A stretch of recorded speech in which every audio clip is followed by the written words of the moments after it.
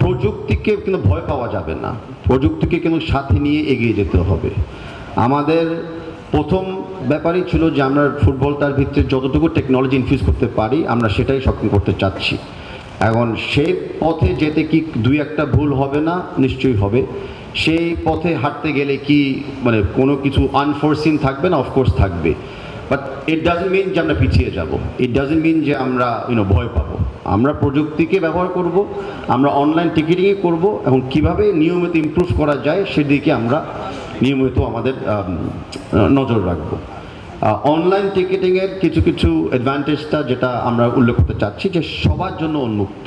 এখন কেউ একটা ফিজিক্যাল ব্যাংকের পাশে তার বাসা, বা কারো যেখানে যেখানে টিকিট ছাপা হয় তার পাশে অবস্থান থাকে, তারা টিকিট পাচ্ছে, কিন্তু দূর অঞ্চলে গ্রাম অঞ্চলে টিকিট অ্যাক্সেস পাচ্ছে না, বাংলাদেশের বাইরে থেকে টিকিট অ্যাক্সেস পাচ্ছে না। সেই বৈষম্য দূর করার জন্য কিন্তু আমরা এই উদ্যোগটা নিয়েছিলাম, কারণ বর্তমান বাংলাদেশ তো বৈষম্য বিরোধী বাংলাদেশ।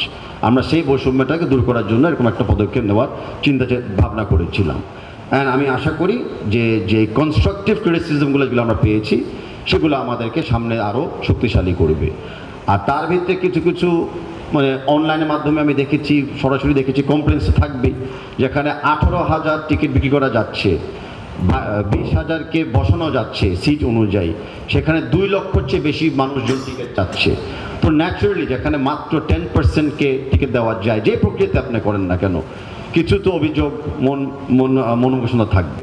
পাশাপাশি আন্তর্জাতিকভাবে আমরা কিন্তু টিকিট বিক্রি করেছিলাম, বাংলাদেশের বাইরে কিন্তু 13টা দেশে লোকজন টিকিট কিনেছে।